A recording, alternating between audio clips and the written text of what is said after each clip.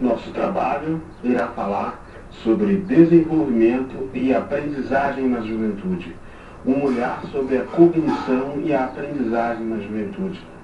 Para colaborar com essa tarefa, depois de discutido as informações referentes ao guia de estudo, a Alessandra Oliveira e eu, Danilo, procuramos tentar mostrar esse assunto de uma forma prática, através de uma apresentação e que mostre a nossa visão sobre a cognição e a aprendizagem na juventude.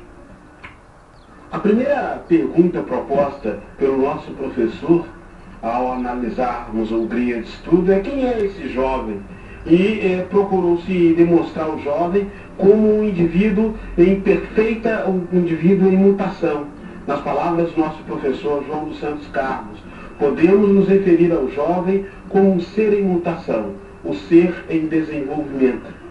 Alguém uma vez comparou o jovem com um barco atracado ao cais.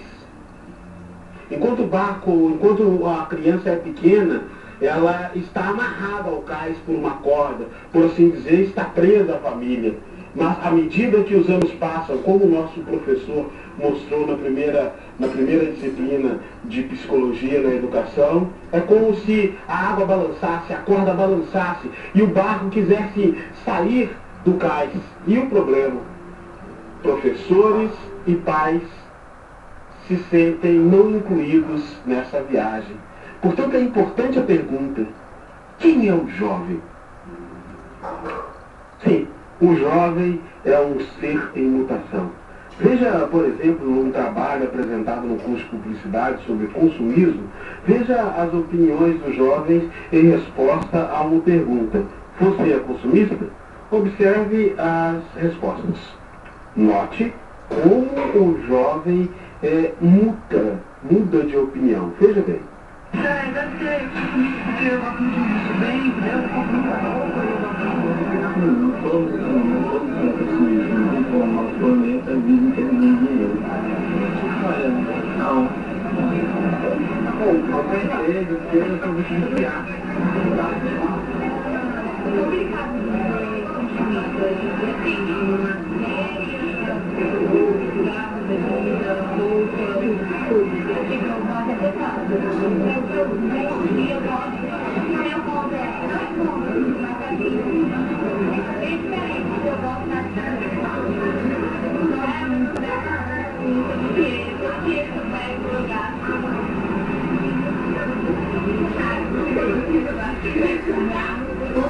Nossas pesquisas nos conduziram a um vídeo interessante que procura discutir uma questão: o que motiva o jovem ao redor do mundo.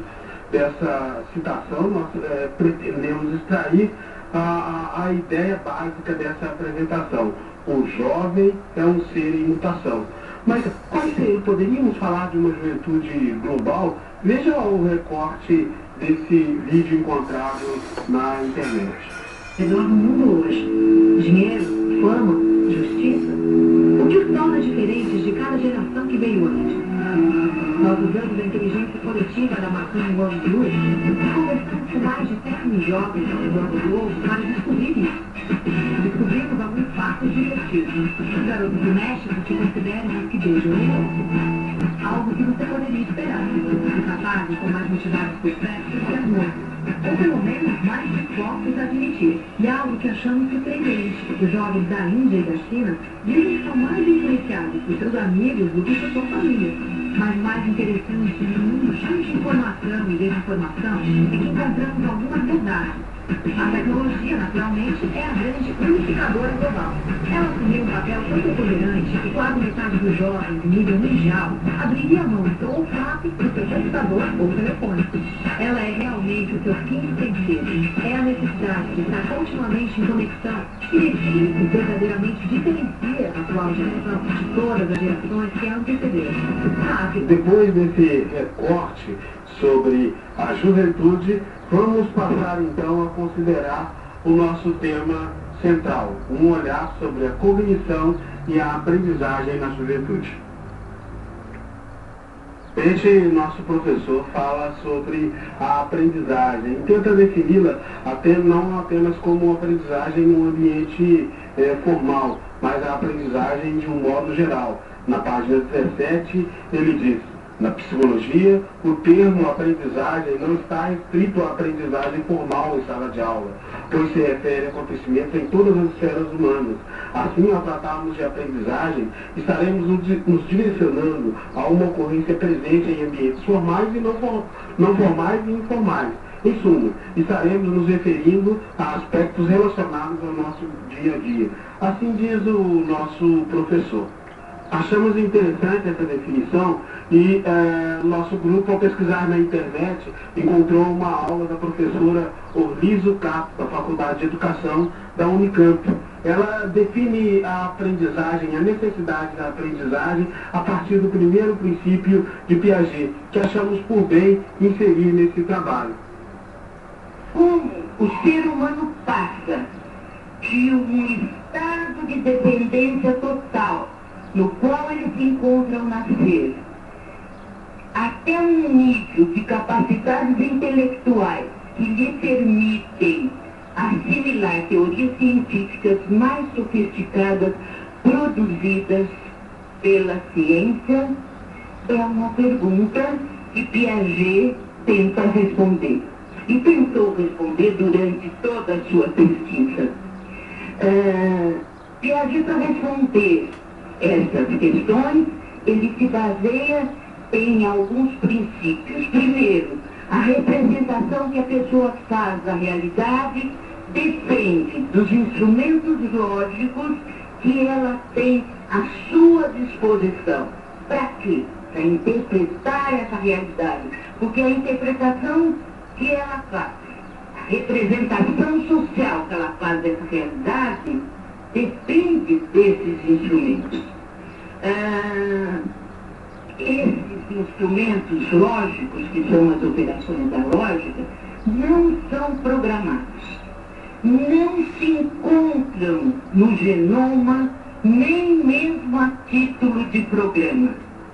O que nós herdamos dos nossos pais enquanto espécie humana é a possibilidade orgânica de construir esses instrumentos.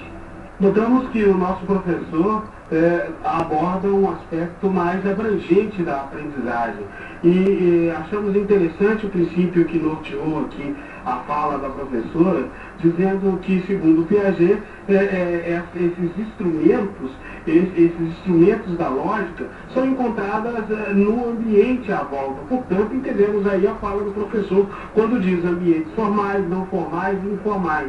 E não é uma capacidade inata ao ser humano, como o próprio professor nos fala na primeira disciplina.